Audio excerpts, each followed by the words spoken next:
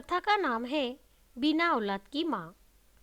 पापा, क्या मम्मी अब नहीं आएगी? 7 साल की बच्ची रिंकी अपने पापा महेश से सवाल करते हुए बोली। हाँ बेटी, अब तुम्हारी मम्मी यहाँ नहीं आएगी। महेश अपनी बेटी रिंकी को दुलारते हुए बोला। ठीक है पापा, वह नहीं आए तो अच्छा है। हमेशा दादी और आपसे लड़ाई करती है, मुझे भी डांटती रहती है, ज़रा भी प्यार नहीं करती मुझसे। वो बहुत गंदी मम्मी है। नन्ही रिंकी महेश के गालों को अपने छोटे छोटे हाथों से सहलाते हुए बोली। महेश रिंकी को गोद में उठाकर दुलारते हुए बोला, मेरी गुड़िया, कोई बात नहीं, तुम्हारे पापा है ना। महेश की माँ रमा देवी कमरे में प्रवेश करते हुए बोली। क्या हुआ बेटा? होना क्या था अम्मा, मालती नहीं मानी। उसे हमसे तो शिकायत थी ही, उसने तो अपनी बेटी से भी रिश्ता तोड़ दिया। यह कहकर महेश खामोश हो गया। कलयुग है बेटा, जो हुआ अच्छा ही हुआ। ये कहते हुए रमा देवी के आंखों में आंसू टपकने लगे। अम्मा, जिसे हमारी कोई फिक्र ही नहीं है, उसके लिए आंसू क्यों बहाती हो? तुम्हारी पोती और बेटा है ना। यह कहकर महेश रमा देवी से लिपट गया। 10 साल पहले महेश और मालती की दोस्ती हुई थी। दोस्ती प्यार में तब्दील हुई। जीवन भर साथ निभाने का वादा करके वे शादी के बंधन में बंध गए थे। 5 साल तक तो सब ठीक ठाक था। महेश एक बिजनेसमैन था। बिजनेस में पार्टनरशिप में धोखा खाने में महेश को लाखों का नुकसान हुआ। यहाँ तक कि वह अपना घर गिरवी रखने पर मजबूर हो गया था। मालती की हर फरमाइश वह पूरी करता था। लाखों के गहने, नौकर, गाड़ी, किसी भी चीज की कोई कमी नहीं थी। मगर वक्त के करवट लेते ही मालती का स्वभाव बदलने लगा। वह बात बात पर महेश को कोसने लगती थी। महीनों अपने पिता के घर जाकर रहती थी। महेश स्वाभिमानी था। वह अपने ससुराल से कोई मदद नहीं मांगता था। मालती ऐश्वर्यपूर्ण जीवन जीना ही जानती थी। उसमें वो कोई भी समझौता नहीं करना चाहती थी। उसे यह लगने लगा था कि उसने महेश से शादी करके बहुत बड़ी गलती की है। अपनी बूढ़ी सास रमा देवी और बेटी रिंकी से भी वह गलत व्यवहार करने लगी थी और अपने मर्जी से उसने महेश से तलाक लेकर बेटी रिंकी को महेश को सौंपकर नया घर बसाने का निर्णय लिया था। महेश मालती कानूनी रूप से एक दूसरे से अलग हो चुके थे। महेश कठिन परिश्रम करके अपने बिजनेस को फिर से कामयाब बनाने में जुट गया और कुछ ही दिनों में उसे सफलता मिलने लगी। वह अपनी बेटी रिंकी को हमेशा खुश रखने, जीवन की सभी खुशियां देने के लिए दृढ़ संकल्प कर लिया था। रात के 10 बज रहे थे। रिंकी सो चुकी थी। महेश बेटा, मुझे तुमसे कुछ बात करनी है। रमा देवी महेश के पास बैठते हुए बोली। हाँ बोलो अम्मा, क्या कहना चाहती हो? महेश रमा देवी का हाथ पकड़ते हुए बोली। बेटा, मैं जो कहूँगी उसे सोचना, समझना, फिर हाँ या ना कहना। रमा देवी महेश को समझाते हुए बोली। ठीक है अम्मा, बोलो।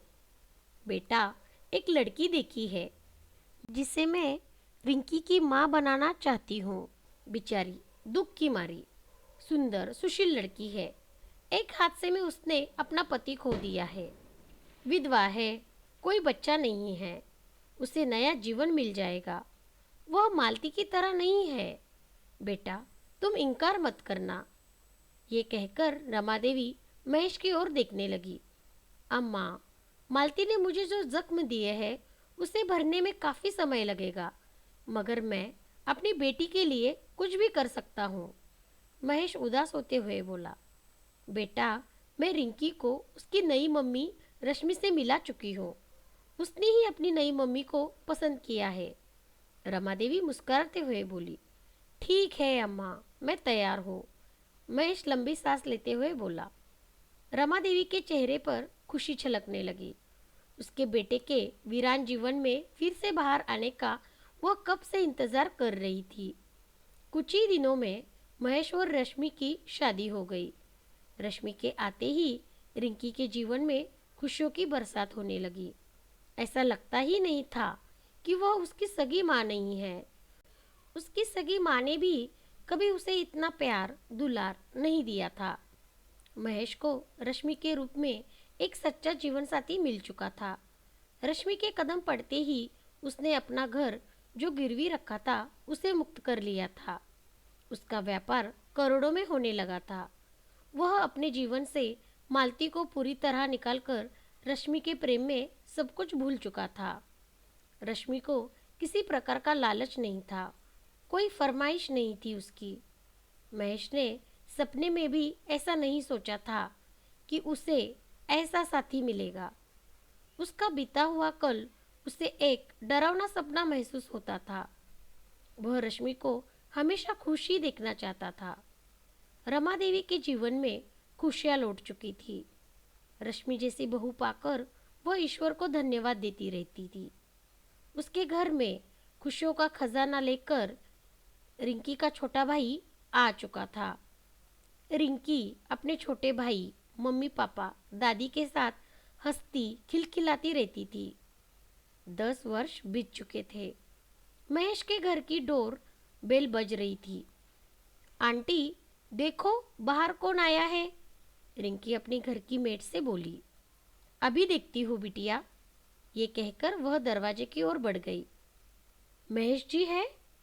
बाहर एक अधेड़ उम्र की महिला एक पुरुष के साथ खड़ी थी। नहीं, साहब नहीं है। घर पर मेम साहब है। आपको किससे मिलना है? नौकरानी सामने खड़ी महिला से बोली।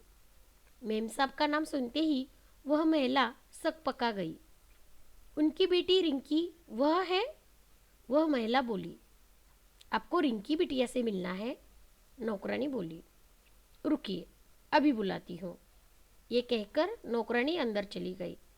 बिटिया, कोई तुमसे मिलने आया है। नौकरानी रिंकी से बोली। रिंकी दरवाजे पर खड़ी महिला को घृणा भरी दृष्टि से देखते हुए अंदर चली गई।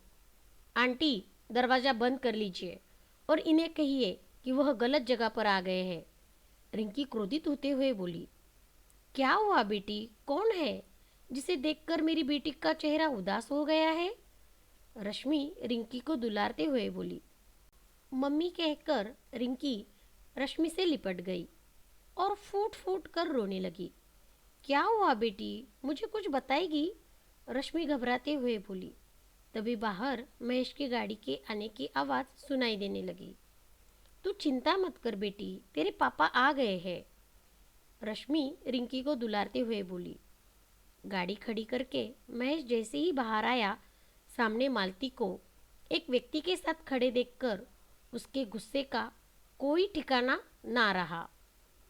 तुम यहाँ क्या करने आई हो? महेश मालती को घूरते हुए बोला। महेश, मैं अपनी बेटी को एक बार देखने आई हूँ, बस, और कुछ नहीं। मेरी वही एकलौती औलाद है। भगवान ने एक हादसे में मेरी सारी उम्मीदों को तोड़ दिया है।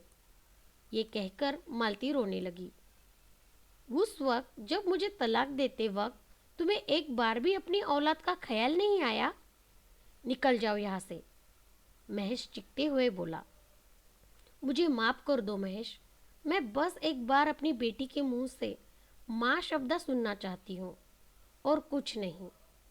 मालती महेश के आगे हाथ जोड़कर गिड़गिड़ा रही थी।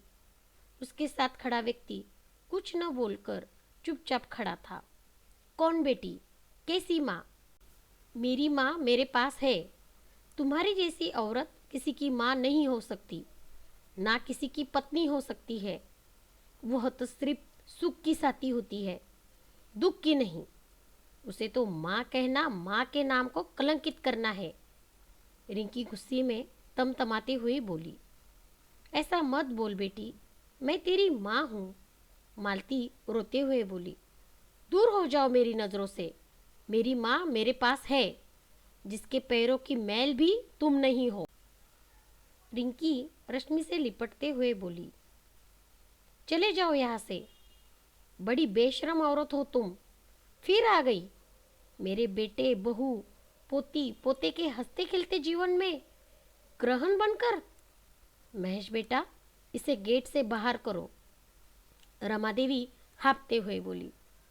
अब आप लोग यहाँ से जा सकते हैं और दोबारा यहाँ आने की जुर्रत मत करिएगा।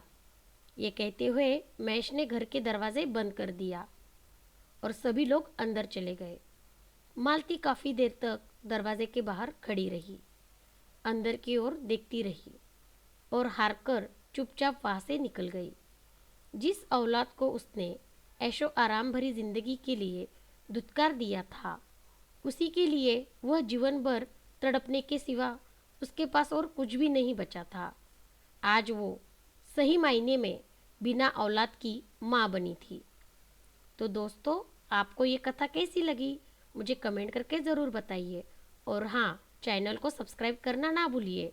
वीडियो को लाइक करें, शेयर करें।